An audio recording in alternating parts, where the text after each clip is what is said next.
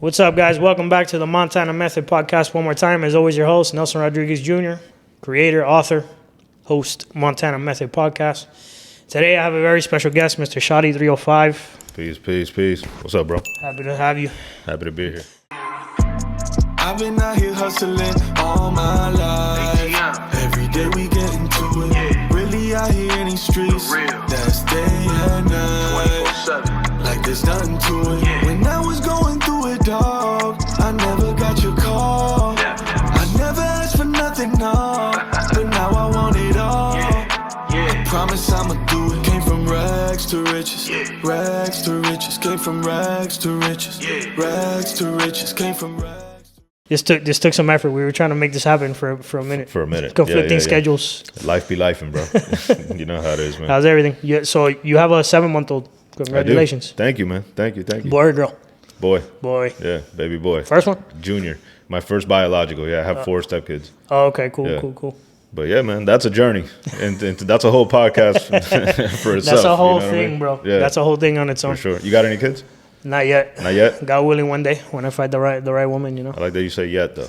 Not yet. No, I definitely want to have a family. I think that's part of a man's journey, right? To be a father and leave a legacy and raise good humans. I think our generation has been a little more on the cautious side of having kids. For sure. We wait longer, but I think which is good and bad, because it's good because you're waiting to kind of like have kids with the right person, I guess you could say. But some people aren't having kids at all, and it's like, bro, that's such a big part of life, you know. I agree. I can't judge it either way, you know what I mean? Because I was kind of one of those before. I'm never gonna do that, you know what I mean? And I was wrong about it, actually. Right. And I don't like to be one of those fucking dads that, can I curse? Yeah, of course. Okay. I don't want to be one of those dads that gets super annoying. Oh, you gotta have kids. You gotta have kids. Yeah. But for me, everything that I thought it was gonna be, I thought it was gonna get in the way of all the shit that I do. You know what I mean? And it's the opposite. It's actually the opposite, bro. It makes you go way harder. You know what I mean? Bro, that's like raising good children you're literally raising good humans. That's not me, is it? I don't think so. It's not me, is it? Maybe somebody left their phone. No, I muted the shit.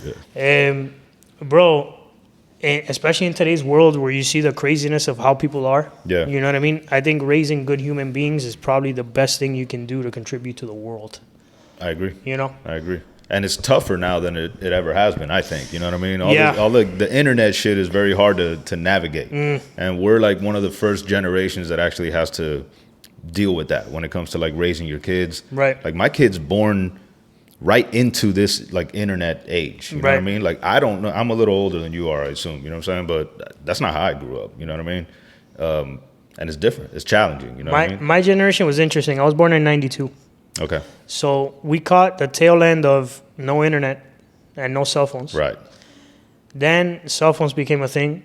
Right. But it was very like some people had cell phones, some people didn't.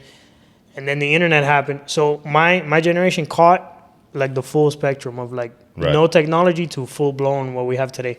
Right. It's an interesting. So the internet started cracking when you were like 8 to 10, more or less. Yeah, I remember AOL, American Online, all that stuff. Yeah. It was interesting to grow up as a regular kid and then see the world change. And now I see how kids grow up now, and it's like, man, it's such a different. They have the iPad in their hand when they're 2 years old. Right. You know.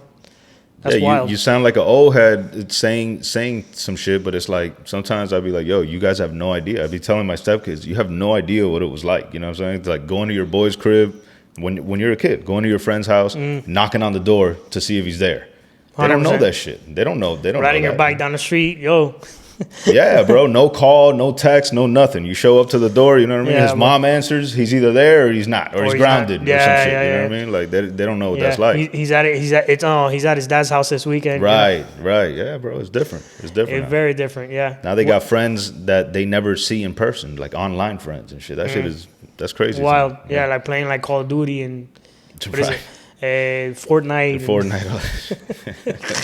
Imagínate, bro. We had like Super Mario and Sega Genesis. And that shit was so advanced that it was like mind blowing. No one had that back then. Yeah. You would go up to your boy's crib that had the Nintendo. Right. You know? I remember there was I don't know if you know about like the Neo Geo. Of course. So back then that was like the holy grail if you had, you know, most people had a Nintendo or a Genesis, you know what I mean? Right. But if you had the Neo Geo, like I heard rumors of, oh, this kid that lives on this block has one, you know what I'm saying? Like it was like mythical Yeah, bro. and shit. For me, it was the same. I had some of that later. I caught like the N64 and all the PlayStation. You're more like PlayStation generation. Yeah. PlayStation 2 in my childhood was like, it had too much going for it. It had everything. It had every game you could imagine. It was wild. But yeah, it was similar. Like, you know, only one kid had the, go for it, front gate. Booyah. Yeah, I called it, bro. But yeah, it was similar. You know, you one of your friends had it, and then all your boys went over and played. It was funny. There was a social aspect, like an in-person social, because it's still social, but it's like it's very different. disconnected now. You know what I mean? Ironically, disconnected, where you got to be connected. But it's like back then, you know, waiting your turn to play the game while your other two homies are playing. You know what I mean? You got to wait your turn. That's so funny, winner bro. stays on and shit. It was different, bro. It was a different culture. Yeah. Playing like Super Smash Brothers and all that. Hell oh my God, bro. Mario Kart and shit. As a kid, I had two friends that got into a fight, a fist fight over virtual tennis. I was like, bro, y'all fighting over tennis right now, bro? Like fist rolling on the floor and shit. I'm like, bro, this is crazy. That's funny, bro. Yeah, man, it's crazy to be so, because I'm not that old. I'm 32, you know, so it's crazy to be 32 years old and thinking. That goes to show you how fast time is evolving. Like things evolve at a rapid rate now. Yeah, facts. And I think the more evolved we become as far as technology and things like that, the faster. Like think about it. We went from like. I forgot. I saw a chart that had this, but it was like the radio. For like 50 years was like our main source of like communication and entertainment. And then it was TV. And then the TV window's like 20 years. It's like shorter. And then the internet. And then the internet is like this. Right. And then so like each evolution of technology, like each wave, it's faster. Yeah. And now with AI, bro, this is... That's the new one, right? That's the new one. Things are evolving. I see these like film, talking about film, these short films, episodes, animations that are made with AI. And it's like, bro, this is wild. How do you feel about that? At first, I was very anti-AI. Yeah. You know, Terminator, Skynet type stuff. Yeah. But then I realized, bro, it can be used to our advantage. You know, there are versions of this stories we see where like man is in symbiosis with technology and like we work together. So I think it's possible. It's just a matter of not taking it too far. And humanity doesn't have a good track record of that. You can't stop the inevitable, man. That's how I feel about it, you know? Like as an artist and all the hippy dippy shit, like I don't like it. You know what I'm saying? Like, but it's inevitable, bro. So either you learn to adapt or you don't. You know? Agreed. I agree 100%. That's been my philosophy. Like as long as you're using it in the right way, you know, which is what's happening with social media. You could take it. It's a double-edged sword. You can use it for many things. You can use it to spread a good message. Mm-hmm. You can use it to have a platform where you kind of determine your own thing that you got going on. Mm-hmm. It can be used for a few things, right? But the thing is, you can use it to be a hater online. Correct, exactly. So it's all on how you use it. You know? Facts. It's all on how you use it. So, bro, we met through Official Heir, right? Word. How do you know him?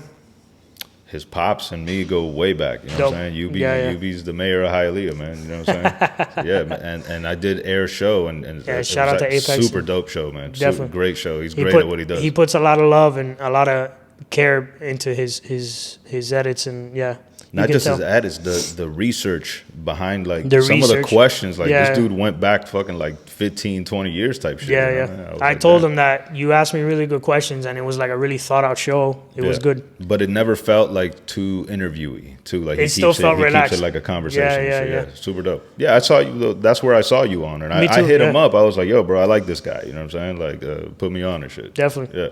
Yeah. It was to this day, and I've been on a ton of podcasts. I've probably been on. I mean, I don't know how many I've done by now, but I've done a lot. It's one of my favorite ones for real. Yeah. His shout out to Heir, man. His vibe is dope. He puts a lot of effort into everything he does. I like that. I like people like that. You know. Yeah, of course, bro. I don't know how to do shit halfway. Exactly. I don't know how to do shit halfway. You know what I'm saying? It's a gift and a curse. For sure. You know what I mean? Because if I commit to something, then we're going all the way. You know what I mean? Yeah. And I got the horse blinders on. And it's funny that you bring that up. I have friends of mine that tell me, man, and Nelson, you're never available, or damn, you always say no to everything. And then I'm like, man, it's not that I say no to everything. It's just I don't like doing things. If I know I'm not going to commit and give you 100% of my attention, I don't like doing that, you know, because at the end of the day, if I'm not present, then I'm not really there. Right. You could be physically there, but if your mind is on other things, then you're not giving that 100% of you, you know, and it's not going to come out the way it should, you know. Not only that, but time is the most valuable commodity, bro. 100%. Over money, over everything. You know what I mean? Over everything. So especially going back to what we said, right? Like how fast time is evolving. Right. So every second counts. Right. Exactly. You know? And if you have, if you're goal oriented, your time is the most, like managing your time is the most important thing you could do. Hands down. Yeah. 100%. By far. Yeah. And time management, I think it's like, it's still one of our poor, because have you read the 33 Strategies of War by Robert Greene? No. It's a fantastic book. Yeah. I highly recommend it. In the introduction, he talks about how warriors are the people who are most present in life. Like, they're the most aware of how easily you can lose your life and how fast you can die. So they're the ones who are really connected with the present moment and really cherish life. Because average people who are like nowhere near death and they're not in a risk of dying, they take life for granted. 100%. Because there's no real risk of anything. Mm-hmm. And then you don't realize it until what? Until you go to a funeral, you get sick. You know, because we live in these safe cities where everything is pretty much at your disposal. Mm-hmm. You don't have to go out and get anything. Right. So yeah, that book is great. For anybody who hasn't read it yet, I highly recommend it. It's the 33 Strategies of War by Robert Greene. Very, very good book.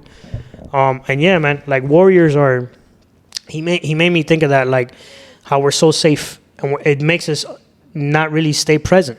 Because if you're present, you're connected to your mortality, you know? You're connected to the limited time that you have on this planet. Sometimes we're so safe that we create problems.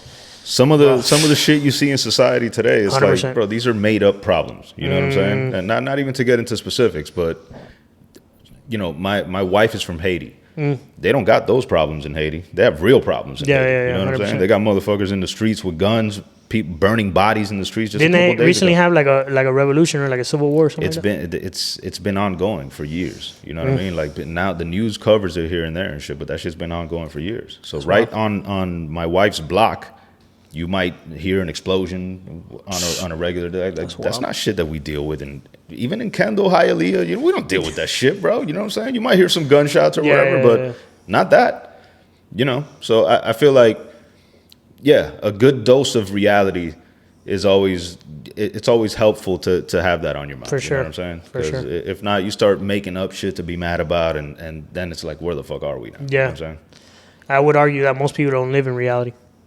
Like most people 100%, are disconnected from what, and then again, you can kind of go into the rabbit hole of what is reality and all that, but like the present moment, like what the reality of the world of your own life, most people are never even aware of like anything within their own sphere, you know? Yeah, it's too easy to escape that shit nowadays, you know what I mean? It's way too easy.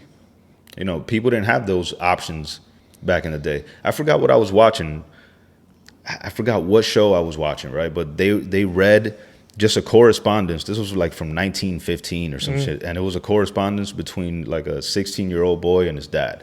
And the eloquence, you know what I'm saying? With the vocabulary, kid, it was insane. The way this 16-year-old kid was writing. You would never find that nowadays, bro. Bro, you know what's funny? I remember, I forgot where I saw it, but it was this guy reading a letter from the Civil War that a guy was writing to his wife.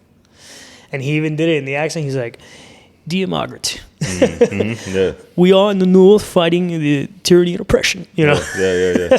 And it was like, dude, no, first off, it's text messages nowadays, right? It's like no one writes a letter. And the text messages, they're all autocorrect.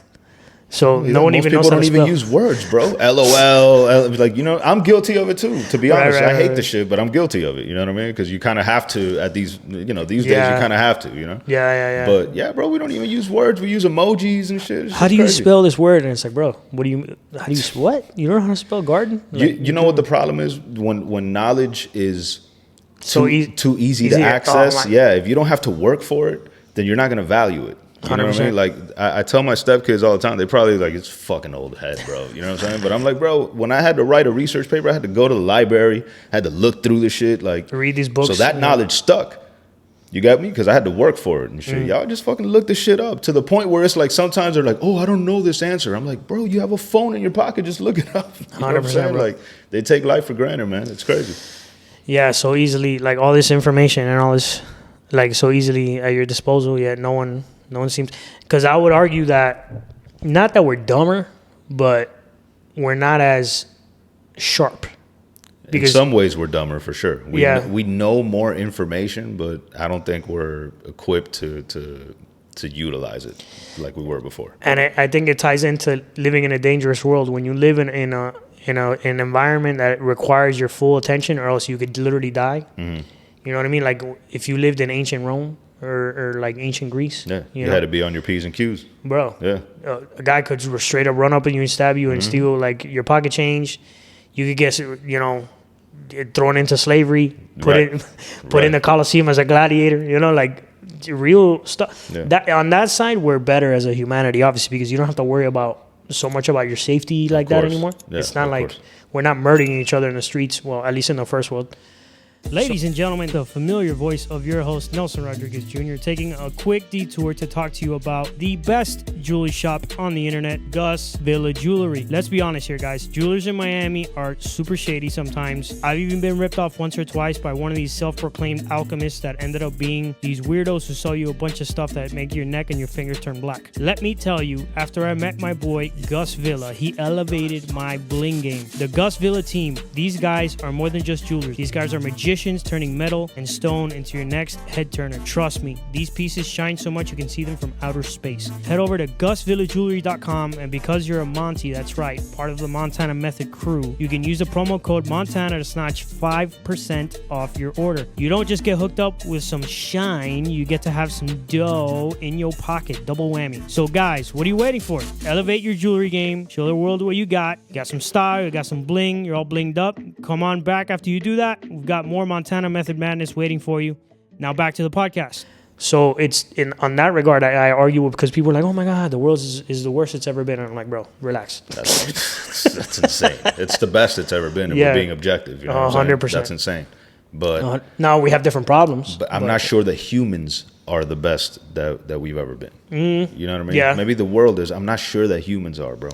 I think there was a peak, again, old head disclaimer, right? I think we peaked in the 90s. I think we peaked in the 90s, bro, because technology was to a point where it was very useful, but it wasn't taking over your entire life, bro. Speaking of an artist, why the decline of music and art in general? Like, why is that a thing? Why do you think it's been like you have to be it's less talent, less raw art, more like what's catchy, more what sticks, and most of the time what sticks and what people like is some really generic no offense, that guy's great. He's making hundreds of millions of dollars, but Bad Bunny doesn't make he's not making a hit classic records. He's making catchy kind of like stuff that people like, but that's not like, you know what I mean? That's not a Michael Jackson Thriller. That's not a Beatles Come Together. That's not a classic song that people are gonna listen to 100 years from now. That's a complicated question for me because I'm gonna give a non-old head answer on this one. I think there's so much shit out there that if you can't find what you like, that's kind of on you at this point. Right. You remember back then, when we came up, there was only a few funnels through which art would be funneled to and delivered to us. You know what I'm saying? And so everybody was listening to the Beatles because they had the major label deal and they had the radio play. And that's true. Nowadays, it's I don't pay attention to the radio. I don't listen to that stuff. Me too. Because I have the choice not to. There's Spotify. If you do a little bit of research, you'll find the shit that you like. Trust me, it's out there, bro. 100%. So I don't know that art's in a decline. Maybe in popular art is definitely at a decline. Movies suck now, bro. You know what I'm saying? But it's all reboots and superhero movies. Everything, bro. I can't. I was watching Good Will Hunting the other day, and I was like, this movie never gets. Maybe it gets made, but it goes straight to Netflix. Yeah. Today, this shit doesn't hit the theaters. That's 100%. Crazy. You know what I mean? Yeah. Is art in a decline? I don't know, bro. There's so much shit out there. As far as music goes, right? Let's just talk about music. As far as music, I think some of the best rap ever is out there right now. But you have to dig for it. You're not going to hear it on, the Power 96. Yeah, of course. Is Power 96 still a thing? Yeah, right. It is, but no. I mean, I don't listen. I haven't heard Power 96 since DJ Laz left. Yeah, so, facts. Yeah. Shout out to DJ Laz. Fucking. But yeah, no, I agree. There's great art out there, but I'm saying it's easier. You know what it is? I think it's again the double-edged sword. Social media, YouTube, Spotify, all these vehicles, they make it easier to put yourself out there. So I think since it's easier to put yourself out there, more people are putting themselves out there. But more isn't always better. No, there's more whack shit out than ever too. You know what I'm saying? But there's good shit too. You know what I mean? You have to find it. Yeah. The cool thing about like the social media or maybe I guess the internet revolution when it comes to like the arts and things like that is like, for instance, this podcast doesn't exist in the 90s. 100%. Or even 15 years ago. The best equivalent would be like what? Like a radio show, back then? Right, but so nowadays, like you can find, like I listen to a podcast. I'm a big James Bond fan. I listen to a podcast about James Bond. Like that shit would never have happened back in the day. To get something that niche and that specific, there's a podcast about anything. Bro. Anything you want. You know what I'm saying? So in that sense, it's kind of dope. But again, it's like if you're going through the mainstream channels to get your art and you don't like what you're getting. That's kind of on you at that point, 100%. Bro. You know what I'm saying? Like, bro, you got the internet in your pocket. I have it. You have it. Everybody has it. You know what I'm saying? Like, you can find what you're looking for. It's out there. 100%. Yeah, I'm with you. It's not so much that it's a decline. It's just there's more options and more people can put themselves out there. Yeah. There's more noise for sure. Right. It's harder to find, but if you're determined, you know what I'm saying? I could type in James Bond podcast. Right. There's a whole fucking smorgasbord, though. There's so many of them. It's like you can't even choose one. You know what's crazy? The wave of the podcast, right? People think podcasting is such a thing, and when I give people some facts, they're like, "Oh my god, did you know that 75% of Apple Podcasts have only put in one episode?" I did. I did that research when I had my podcast. That's crazy, bro. Yeah. And the other, I think, out of what's left, 15% only get to like 10. And what episode are you on? I'm on 117. That's what's up. Appreciate it. That's what's up. Yeah. This is what I'm gonna do for the rest of my life. Like I said, if I'm gonna do something, I know it takes commitment. So I'm not gonna sit here and 10 episodes. No, I'll keep doing it when it's convenient. No. And how long you been at it? Just over officially, like with video and everything. I just hit 2 years. 2 years, 117, bro. Yeah.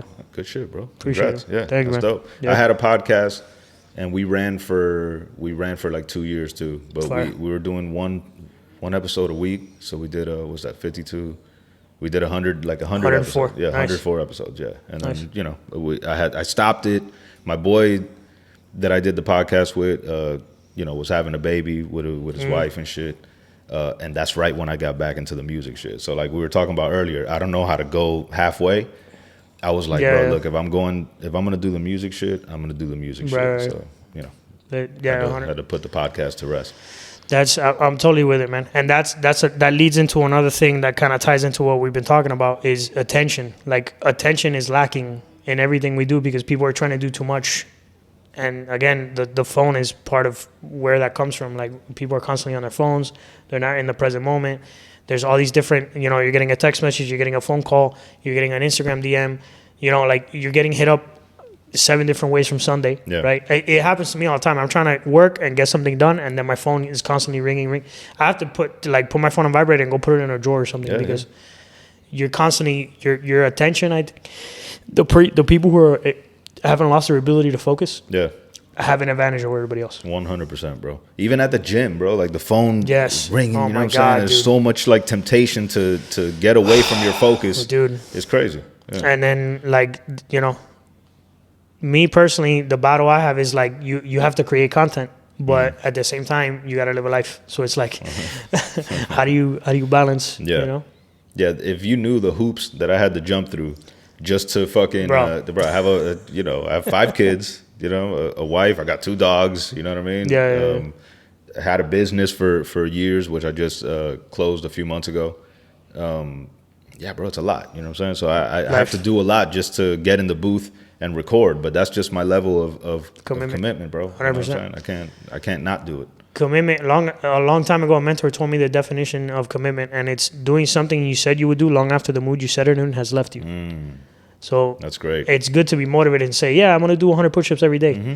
Everybody's motivated on that first day. Yeah. What about the third or fourth day when you're super sore and you're like, bro? Facts, bro. That's facts. You got to fight through the pain. You still got to do it anyway. It's not fun. It's not cool. It's not glamorous. Mm-hmm. Mm-hmm. You can make it look glamorous on Instagram with a little reel or whatever, but it's not fun. And no one's there to like encourage you. You know, it's work, and people don't see the work. And that's not to say like, whoa, me, like, oh, you know, at the end of the day, I'm rhyming words on a beat. That's fine. It's like, I understand I'm not changing the world. But being practical, yeah. Right. But it's a lot of work. You can, though. It's a lot of work that goes music into can't change the world.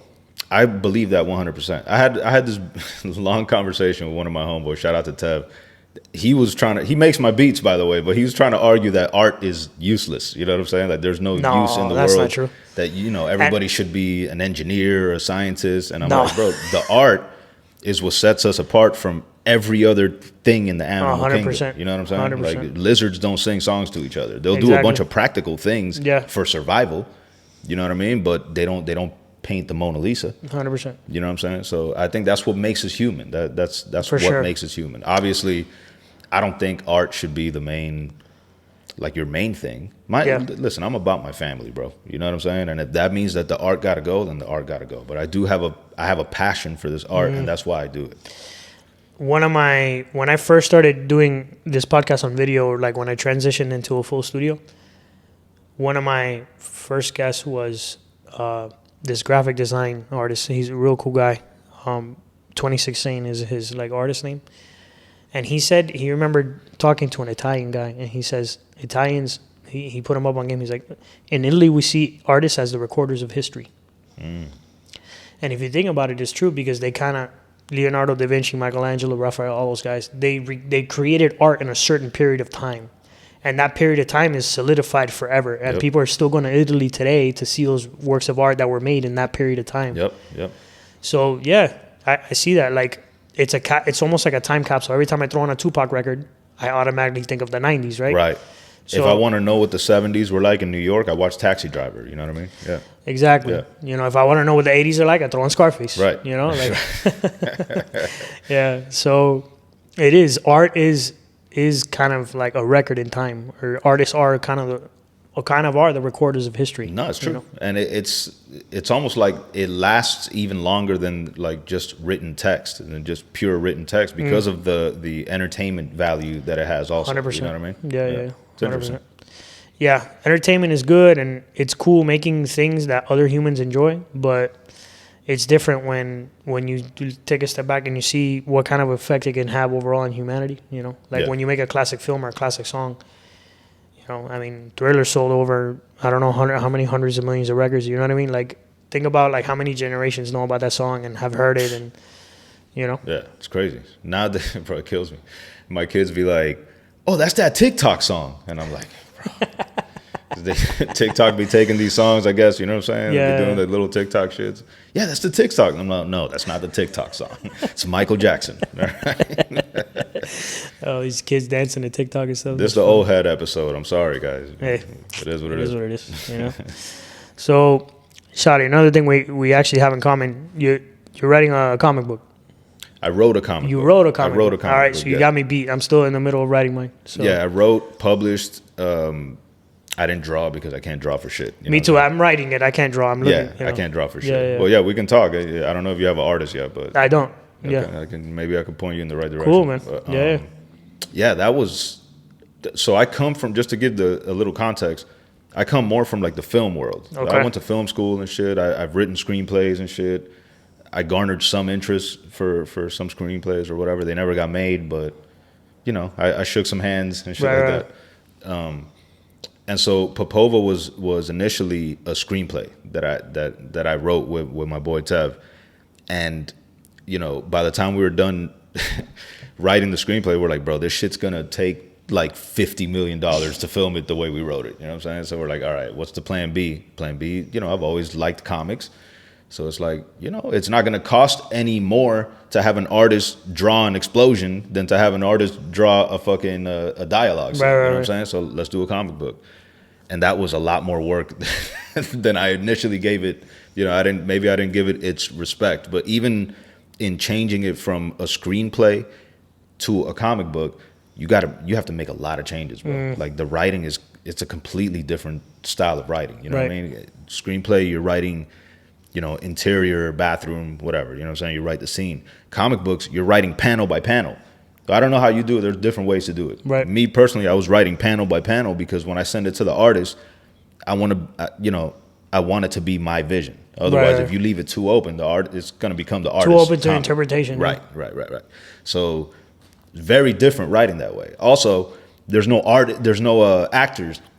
You don't have the benefit of someone else's voice. So the written word, the way it's written, the way the words look, all that shit matters in a comic book, as opposed to a screenplay. In a screenplay, as long as it sounds good, you know, and the actor could kind of sing it, then it works. So it's two completely different mediums, but it was super dope to do it. Like the experience was dope. We fucking we self-published the shit. We took it to the Comic Cons and shit. Nice, we man. got a lot of love. We had some interest from some indie comic book publishers, right? And so just to give a little bit of background, our comic is about a bunch of women who have been abused, who kind of become killers, and they start killing like abusive men. So they hear about a dude that was beating his wife, they fucking kill him and shit. So it was like a whole wild, like Inglourious Bastards kind of like revenge tale about domestic abuse. However, right when we published the shit, and we were literally going back and forth with like, I won't say the publisher, but it was like, you know, but they do pretty well-known books. It wasn't like DC or Marvel. Right.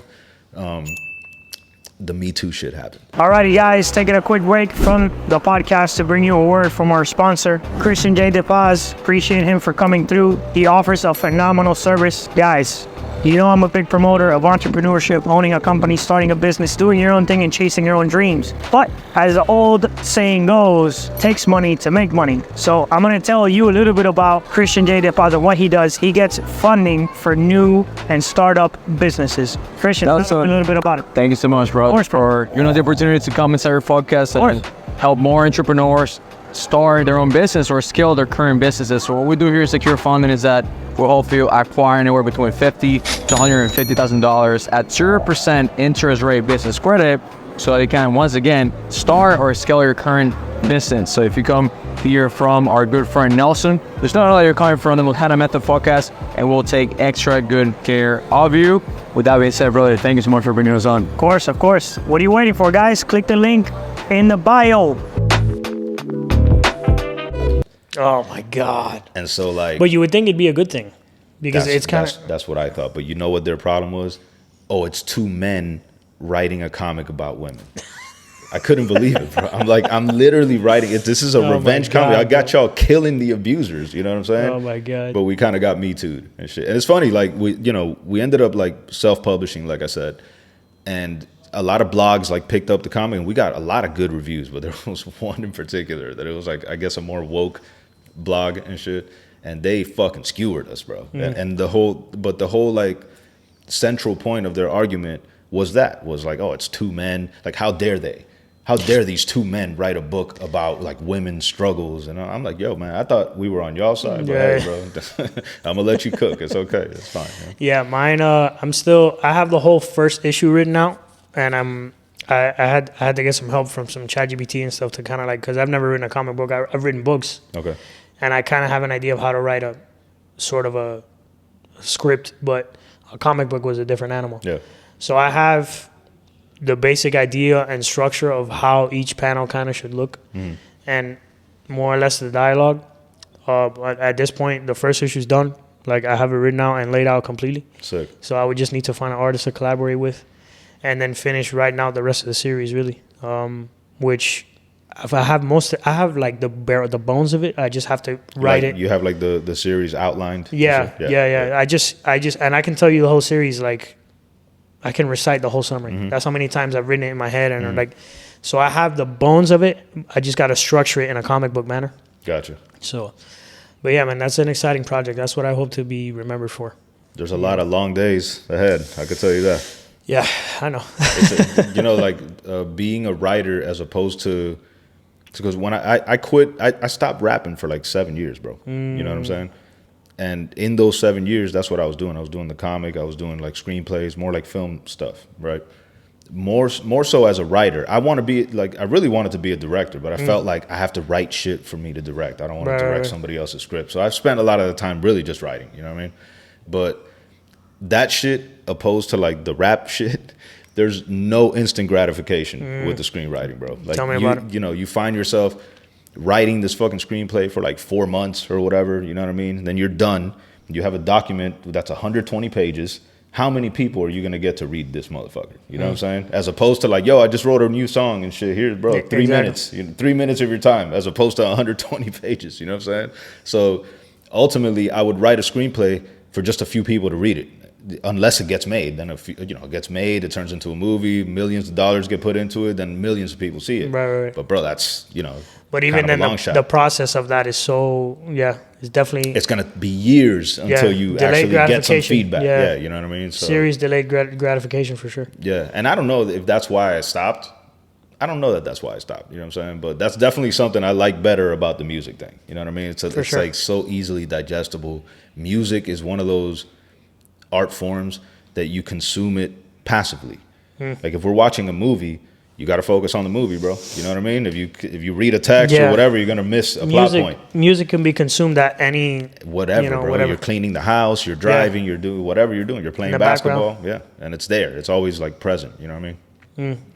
Yeah, with writing, it's that's been, because that's really my only creative outlet. I can't draw, I can't sing. It's, I'm not creative in that aspect, but my writing has been what I can say is my creativity. Dope. That's where all this came from. I just like language and what you can do with words and the power of words. That's why it made sense for me to shift into podcasting after I wrote my book, because that's just been my thing my whole life. And your book is fiction, nonfiction? Nonfiction. Dope. Just a memoir kind of my life, some good lessons I've learned. That's mostly what I read, nonfiction. Fire. Yeah. And that's another thing. I love reading. Knowledge, obtaining wisdom, if you think about it, like that was always a purpose, like man's purpose, not his sole purpose, but one of his purposes in his life was always like searching for wisdom, like 100%. Ancient teachings and that kind of stuff. Like going back to what we said, you always hear of these explorers like Marco Polo, and like they risk their lives to go to all these faraway places to find like, knowledge and meet people and learn about things that don't exist back in their homeland. And it's crazy that now we can learn about all these things and bring it to that's what I've decided my life's purpose is just to find wisdom and share it with the world, Yeah. So that's why a podcast made so much sense. It was. You're a man of words. Yeah. 100%. Same. I can relate in different ways. You know what I mean? But it is what it is. Yeah. Yeah. I've always been fascinated with words and what you can do with language and how you can inspire people. Ultimately, that's what all of it is, whether it's film or music or through your words and like writing something and turning it into something people can see and watch and listen to. You can really inspire a lot of people to do, really cool stuff. I always say this, but as long as it's honest, as long as what True. you're doing is honest. True. You know what I mean? Like people could kind of smell the bullshit. That's another reason why podcasting and social media has blown up, because people like the authenticity. Yeah. Well, it's not easy to go long form and have a long form conversation and keep a facade. You know what I'm saying? Like if you're not comfortable being yourself, then you can't really podcast. Bro. Exactly. You know what I mean? 100%. Yeah. That's part of the whole, I think that's why Joe Rogan is the biggest podcast in the world. It's just him talking for 3 hours. For 2 or 3 hours. He's very well informed too, man. Like he gets a bad rap, but like he could hang with a lot of different experts in a lot of different fields, and he asks very good questions, and he doesn't get enough credit for that, bro. Joe Rogan is excellent at what he does. That it's not just a jock talking shit, which is what they try to paint him as. No, definitely not. He finds people that do things that he finds interesting. You know, whether it's an actor or a scientist or some guy who talks about UFOs, like whatever. Right. And he brings them in, and you see, you're right. He hangs in the conversation, and you see how he knows these things because he's read these books and he's seen these movies and he's done his bit of research. He has at least a baseline knowledge of what it takes, more than I would know. Like if I had a fucking nuclear physicist sitting in front of me, I wouldn't know what to ask him. Exactly. I'd sound like an idiot, bro. So how does it feel? How'd you do it? You know what I'm saying? I wouldn't know what the fuck to ask him. Yeah. I would the only thing I could tell him is, bro, explain it like I'm a kindergartner. Just like right, because I am. Yeah. Facts, bro. Shout out to Joe Rogan, bro. He's great at what he does, man. For sure. Agreed. So what do you got going on now? What's the latest projects? The shit we just dropped right now is MIAliens. It's me, Money Mowgli, who's one of my favorite rappers, period. You know what I'm saying? Not just in Miami. And the whole thing's produced by Marlin Records. Yeah, bro, I feel like this is a long time coming for me and Mowgli. You know what I'm saying? We kind of we've been like pretty consistently dropping shit for years now, and we've always talked about doing a project together. And for some reason, you know, we've been around each other a lot, and we have a bunch of songs together, because usually when people like get me for a feature or whatever, it's like Mowgli's also on the song. You know what I'm saying? So we have like fucking like 30 of those, and we've always talked about like doing a project, and it never happened until Marlin Records got involved. You know what I'm saying? And he just like the beats that he presented, they gave this soundscape that it was like, at first we were just gonna collect beats from different producers, you know what I'm saying? But when we heard the first pack from Marlin, we're we're doing the whole album with this guy, bro. You know what I'm saying? And yeah, bro, it came out dope. It's people seem to like it, you know what I mean? The numbers are doing well. We just performed a couple Sundays ago at the Crazy Hood 31st anniversary, and that shit was super rocking and shit. So yeah, man. DJ EFN, all that, yeah, man. Bro, EFN's the man, bro. You know what I'm saying? I don't think there's anyone in Miami that's at the position that he's at that's doing what he does for the local community. Talk about podcasting, bro. Like what he did, you know, being a part of Drink Champs, and how Nori. I love what podcasting has done for certain people who are like they're a respected figure in their own industry, like Nori, for example, or you know, Gilly the Kid. Like these are rappers and they're known rappers, but then they come into podcasting and they kill it. And it's like Joe Budden's another one. You know, they go into podcasting and it gives them an opportunity to really like shine and you know, go into their own. Yeah, it's another avenue for people. You know what I mean? 100%. For me, podcasting brought me back to rap. You know, I quit for those 7 years and shit, and I was doing the screenplay stuff. And it's not until I started podcasting with my boy Renee that I started tapping back into the local hip hop scene. You know what I'm saying? And then I started interviewing some cats, and then I started feeling some type of way because some of them didn't know that I rap. You know what I'm saying? I'm like, oh, hold up, bro. You know what I'm saying? So the ego starts getting involved and shit. Yeah. And but eventually that's what inspired me to come back to the music shit, you know? I love that, man. Yeah. Shottie, it was great having you on, bro. My brother. It's a pleasure. Definitely. We'll do this again for sure. It's a must. I usually wrap up by asking 3 questions. So, first question, what inspires you? Life. I like that. Yeah. And that's not to be cliche, but life, bro. I can't say it's another artist. I barely even listen to other music, to be honest. I'm always listening to beats and trying to figure out what's next, you know? But life, bro. As long as you're honest in your art, you'll never run out of shit to talk about, because life just keeps going. You know what I mean? Until it doesn't. That's why it's funny when people are like, man, but are you ever on your podcast and like you run out of stuff to say? Because most people know I don't really script my podcast. I have an idea of what I want to ask you or what I want to talk about, because that's the reason I'm inviting you, right? You know, obviously I want to talk about your music, your comic book, how you met, you know, Apex, all that. But from there, it kind of just takes its own life. Right. So they're always like, oh, are you scared you're going to like run out of things? And I'm like, bro, I'll never run out of things to talk about, you know? Life doesn't stop, bro. The world keeps going. Yeah, definitely. So second question, I would ask, I know you got MIAliens. MIAliens out now. Well, anything you're working on in the near future? Yeah, it's a lot. We have a remix for the song UFO off the MIAliens, and it's gonna have some like pretty great Miami-based guests on the remix. Aside from that, I got Goat Farm 2 coming out. I got an album called Pulp Nonfiction going out, and I got a couple cool things that I'm working on. Yeah, fire, man, for sure. And then the last thing, how do you want to be remembered? As a good dad. I like that, man. More than anything, you know. Yeah. It's like how we started, bro. Like being a good father, raising good kids, bringing good humans into the world is underrated. For sure. A couple platinum albums would be cool, but you know, let's not get carried away. My brother, appreciate you having me, man. We got to do this again. Yes, sir. Alrighty, guys. That was another episode of the Montana Method Podcast. Special guest Shottie 305. Push it to the limit. The world is yours. If you're not chasing a dream, life is meaningless, guys.